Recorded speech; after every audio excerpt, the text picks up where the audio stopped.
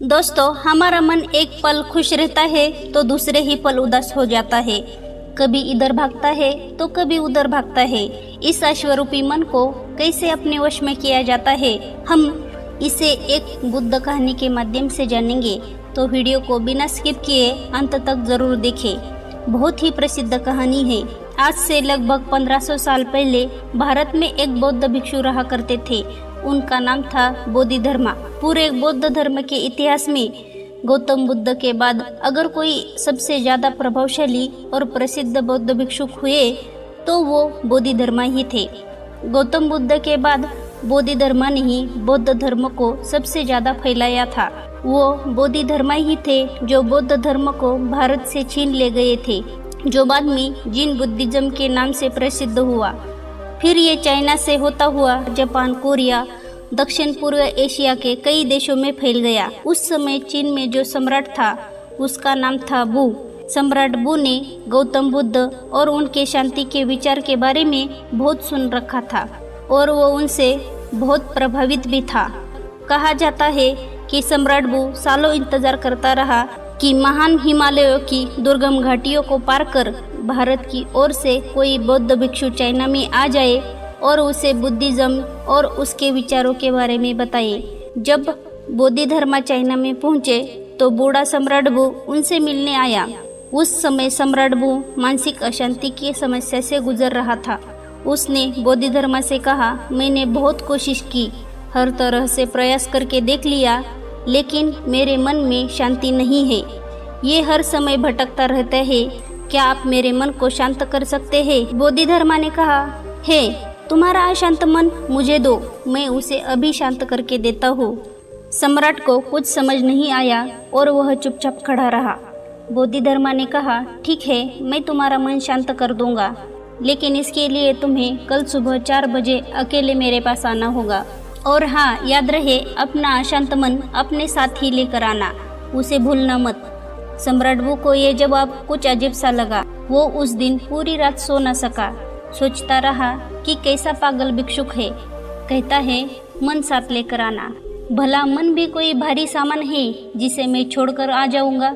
उसने कई बार निश्चय किया कि जाने का कोई मतलब नहीं, इंसान पागल मालूम पड़ता है, लेकिन उसके पास और कोई दूसरा रास्ता भी नहीं था। इसलिए उसने निश्चय किया कि वो एक बार उस भिक्षुक के पास जरूर जाएगा। अगली सुबह 4 बजे सम्राट वू बोधिधर्मा के पास पहुंच जाता है। बोधिधर्मा आंखें बंद करके ध्यान में बैठे हुए थे। सम्राट के आने की आहट पाकर बोधिधर्मा अपनी आंखें खोलते हैं और सम्राट वू से कहते हैं, तो तुम आ गए, लाओ अब जल्दी से अपना शांत मन मुझे दे दो, मैं उसे शांत करके तुम्हें वापस देता हूँ। सम्राट वू ने कहा, ये आप कैसी बातें कर रहे हैं? क्या मन भी कोई वस्तु है जिसे मैं आपको दे दूँ? ये तो मेरे अंदर है, ये सिर की हड्डियों के अंदर है। तो इससे एक बात तो साफ है कि तुम्हारा मन तुम्हारे ही अंदर है। सम्राट ने कहा, हाँ, मेरा मन मेरे ही अंदर है। तब फिर तुम अपनी आंखें बंद करके बैठ जाओ और अपने उस अशांत मन को भीतर खोजो। जैसे ही तुम्हारा अशांत मन तुम्हें मिल जाए, मुझे बताना, मैं उसे शांत कर दूंगा। बोधिधर्मा का ये जवाब भी सम्राट को अजीब लगा, लेकिन वो कर भी क्या सकते थे। उसने अपनी आंखें बंद की और अपने मन में उठने वाले विचारों को देखने लगा। वह अपने अशांत मन को खोजने का प्रयास करता रहा।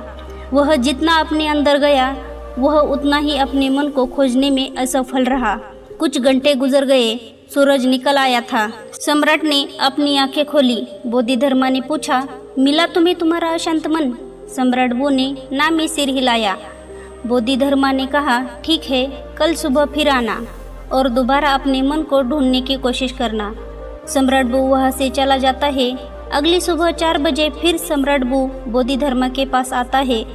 बोधिधर्मा दोबारा सम्राट को आंखें बंद करके बैठ जाने को कहते हैं। सम्राट वू दोबारा अपनी आंखें बंद करके अपने अंदर दोबारा अपने अशांत मन को खोजने का प्रयास करता है। वह जितना अपने अंदर डूबता चला जाता है, वह उतना ही अपने मन और अपने विचारों से दूर होता चला जाता है।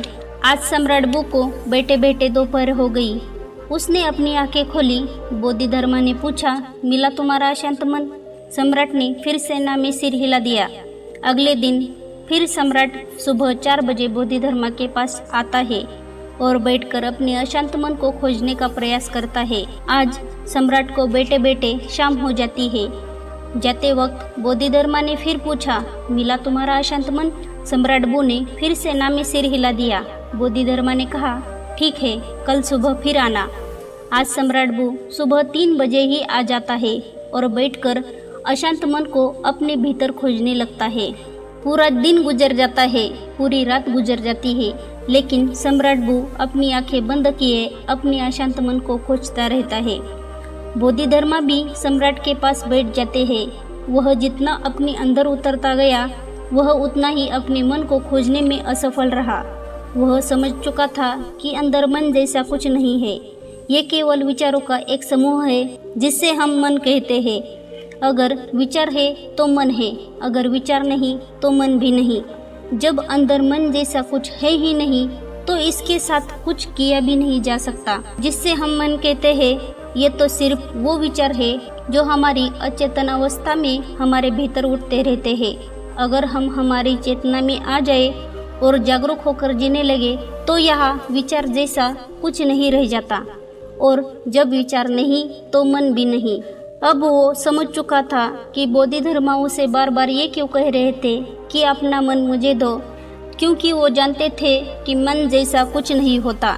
सम्राट बू ने अपनी आंखें खोली। बोधिधर्मा ने पूछा, मिला तुम्हारा अशांत मन?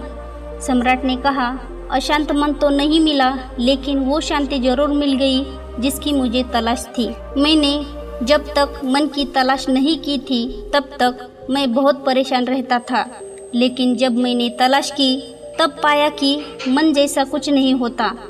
बोधिधर्मा ने कहा, जब भी तुम्हें अशांति महसूस हो तब आंखें बंद करके बैठ जाओ और अपने अंदर देखो कि ये अशांति कहाँ है, और तुम्हें तुम्हारे अंदर कोई अशांति नहीं मिलेगी। लेकिन हाँ, जब तुम खोजोगे तो तुम्हारे भीतर एक ऐसा इंसान जरूर मिलेगा जो बहुत ही शांतचित्त और स्थिर है।